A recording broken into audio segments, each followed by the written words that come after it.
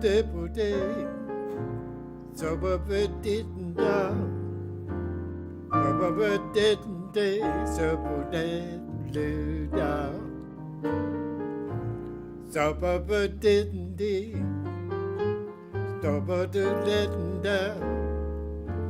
Shabba de Bebop day, Shabba Bebop, Shabba Bebop, dilly do down. With the boys, the people to the up, the people to the table today. With the little down, the up, Charlie Parker. The bebop to the bebop, the bebop to the dab shop, days, the diddly bop, but it lead that down, the dope down, the diddly bop, the bebop, loud, the burly day. Da ba di ba doodly day ba doodly da doodly down. Di da fully up da di da doodly bop di ba doodly do ba to ba doodly da da doodly di da bo de da way. We da ba di ba doodly di da le da doodly da le ba doodly da di da da.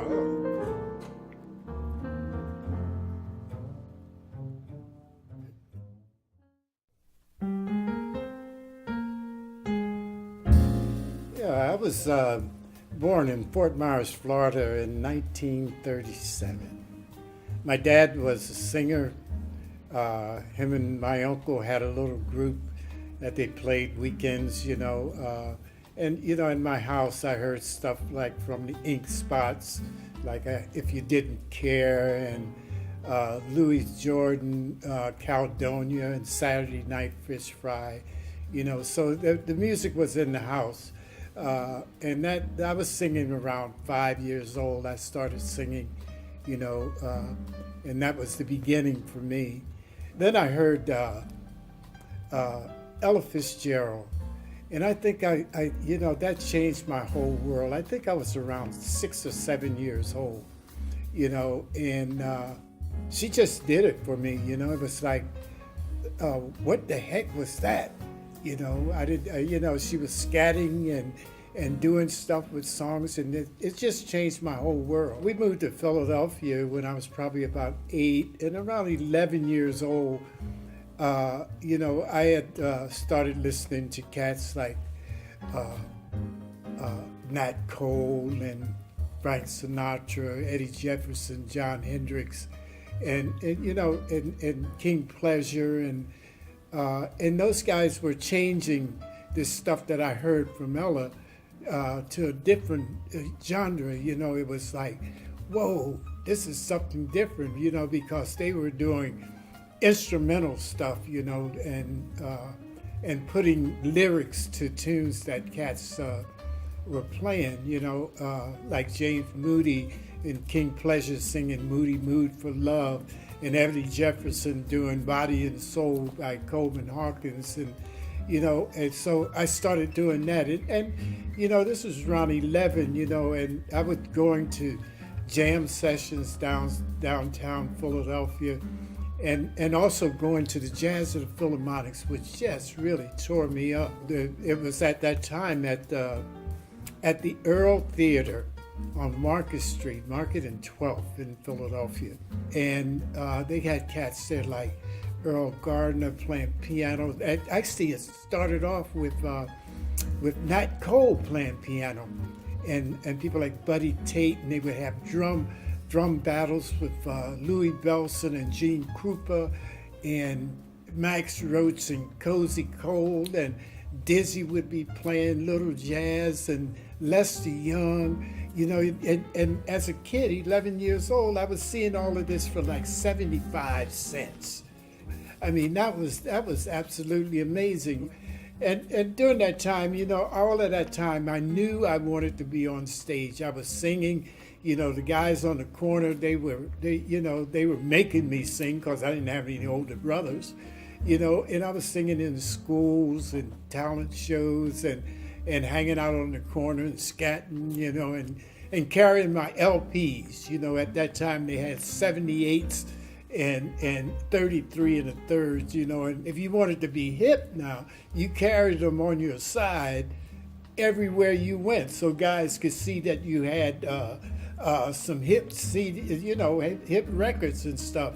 So I had mine, you know, and it was great, you know. I saw a lot of live music, and live music was always in the bars in Philadelphia, you know. You could go 2 blocks and you could hear someone like John Coltrane or Philly Joe and you know, just tons of people playing all over the place, and they were all living. A lot of them were living in my neighborhood. The jazz was right there. It was right there for me, and I absorbed every bit that I could get, and tried to imitate all of that stuff with my voice. That's how you know, I got into this stuff way back, you know, before I moved out west. You know, I was working at the Showboat Jazz Theater, downtown Philadelphia, man, and that was a dream come true. I got to be friends with cats like Miles Davis and Thelonious Monk, Horace Silver, Coleman Hawkins, Ray Bryant, Herbie Mann, you know, just anybody you could think of, anybody that worked there, and they worked there for 6 days a week. It wasn't a one-night gig, it was 6 days a week. And I would hear them say things that was absolutely amazing, like this thing I talk about, Monk. You know, Monk used to come in on Mondays. You know, he would work there for 6 days. And Monday morning, he would come in while we were cleaning the bar, and he'd go back into the work closet, and he would take out a broom, and he would sweep the whole place, man. You know, and myself and Jimmy Coates, who was the other bartender, he was at the front of the bar. Jimmy asked, say, hey, Thelonious, you know, because he didn't like you to call him Monk, you know. Hey, Thelonious. He said, why are you doing that? Why are you sweeping the place out? And he said, man, I don't want any of the guys from that other band in here. And I thought that was the coolest thing I've ever heard in my life. You know, just to get it all, sweep it all out, put new energy in the room. You know, he did little funny things, like him and Coleman Hawkins had the same thing about what they drank. Like Monk would come down to me and he'd say, give me a nail for my coffin. And I said, what? He said, yeah, nail for my coffin. And that's old granddad. And Coleman Hawkins would say the same thing. You know, it was so funny. Give me a nail for my coffin. Them cats knew that this stuff was killing them, you know, and that was absolutely amazing. You know, I have some great warm, wonderful memories of some of the greatest musicians I have ever encountered in my life, right there in that club. And you know, I got to hang with them and go to New York and hang out at Walter Booker's house. Walter Booker is the bass player with Cannonball, you know, and he was the guy that had all the smoke, you know. So we would hang at Walter Booker's house, and you would see anybody come through there. If they had a gig in New York, they would come to Walter Booker's house at the end of the gig.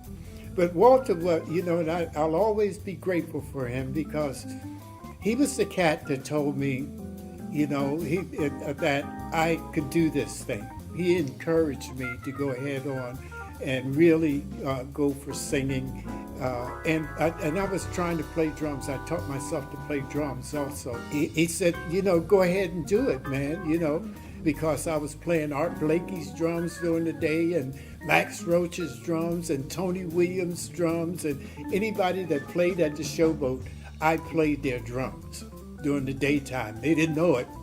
You know, I'd always put the sticks back like they wasn't even moved, you know what I mean? But that's how it was, man. You know, I had a great life back then, you know. It was a wonderful, wonderful life. I was coming back from this recording session in New York, and I had a layover, and I guess about 4 hours before I went back to Hawaii. And I figured I'd come downtown and have some food. And I was messing around and found a little sushi place, not knowing it was right down the street from Jimmy Mac's, you know. So I went in and had my lunch and came out and looked, and man, there was this sign, you know, my sign, you know, jazz, you know. I said, oh, well, I better go over and see who's playing. There might be somebody I know. So I walked over and looking at the posters on the outside of the door, and I heard the music inside, and some guys were in there rehearsing for a show. Trumpet player Memory, I forget his first name, was rehearsing the band for a show that night. And Jimmy was standing where he always stood every time I've seen him, at the end of the bar. And I walked over and introduced myself to him. After checking the place out, and I said, man, I sure like to play here. You know, he said, what do you do? And I told him what I did, and I gave him a rough of the CD that I was doing. And I said, I'd like to come back and play here, not knowing that a couple years later I would be moving here. That was the first time I met this man, you know, and it became a wonderful, wonderful relationship, him and I. A very short one, but really good, you know. One of the things I like about it, when I worked there, he let bands play what they wanted to play, and I got a chance to play a lot of my original music, which was really cool, you know. I used to think that this music that I wrote had no value until I started recording it and having it arranged and stuff, you know. And now I do a lot of my own original music. And I didn't think that I had anything to offer, because during the time that I was going to school for music, I was really pretty much going to school drunk and loaded, you know, smoking dope and stuff like that. You know, I wasn't paying very much attention to what I was doing, but I retained a lot, you know. And some of the people that have really affected my life, you know, I mentioned a lot of them, like my cousin, Mickey Roker, who recorded with me on my last CD, him and Bob Cranshaw, who just passed also, and Michael Ladon, you know, which is amazing for me that I got to play with probably one of the best rhythm section in the country, you know, and have them record with me, and they liked what I played, you know, and they even liked my songs, which was really, really, really great, you know.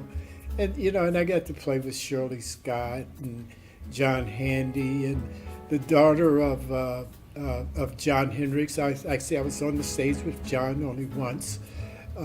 Michelle Hendricks. Got to play drums with Milt Jackson. You know, Joe Henderson. You know, I sang with him and Eddie Henderson, and you know, just scores of just great musicians. You know, that in my lifetime have given me the permission to be on stage with them, and they like what I do. And what I do really well. I like scatting. I like doing that bebop stuff, you know, and it feels good, you know, for a guy my age, you know, to be doing what I'm doing. You know, it's really something. But I can't say that I'm unique, because John Hendricks is like 94 and he's still doing it, you know. So there must be something in longevity in this stuff, you know, that we're doing, you know, because I still feel like I'm 19. You know what I mean? I'm having a great time. When that music goes on, whatever little aches and pains are happening, man, it disappears. It just disappears. And that is it, you know? And it sure is amazing, you know. I've had the opportunity to come down to Salem here, and the club here, Christos, man, is absolutely amazing. All the musicians talk about it. Everybody wants to play here, so there we go. And you know, young cats, you know, young cats. This is my whole thing, man. I really believe that young musicians are going to be the cats that bring it along, young jazz musicians. And one of the things I tell them all, you know, is to always look to the past. You know, I wrote a song about that. It's called Big Town. And it's about Dizzy Bird. Charlie Parker played it, and Dizzy wrote it down. And with that, we get to play it today, you know. And if you don't look back to where it came from, then you don't have any reference to the future. All the older musicians had to reflect back to get music to go forward. You know, Miles did it, Train did it, everybody did it, you know. So I try to have young musicians that play with me always play some stuff that comes out of the past so that they can understand where they're going in the future, you know, in playing this music, you know. And I try to stay up on top of what they're doing. You know, I'll do hip hop in a minute, man. I love that stuff, you know, and funk, you know. I like it all. I like it all. You know, if it's good music, then I like it. You know, I like it, you know, but I try to stay with the young cats, you know, and help them along, you know. Some of them don't need help, you know, but, you know, it's always good to be there and support them also, you know. Close to 70-something years, man, that I've been in this stuff, and it's been great. It's been great. It's been great. The good, bad, and the ugly, all of it's been great, you know, and that's who I've become, David Watson, Dr. Bebop. That's me, you know. Got the blues, I really don't know how to lose them. Got the blues, I really don't know what to do. Think about you, let me hold you in my arms and squeeze you. I feel so happy, I really don't know what to do. See, I love you so much, I can't do it. I try to wake up each night just dreaming all about your beautiful eyes. And all that loving is driving me crazy. Can't eat, sleep, I can't do nothing. Think about you morning, afternoon, and night. Some people are better, little face. Some people are little up, a little dig down, space, and up, little door. She better lift it up, some door, Lord, say it down. Some people lit up to the little, some people little up, the little door. Some people do up, some it down, some people doors, some up, the door, lit down, so up, it up. Don't make me laugh.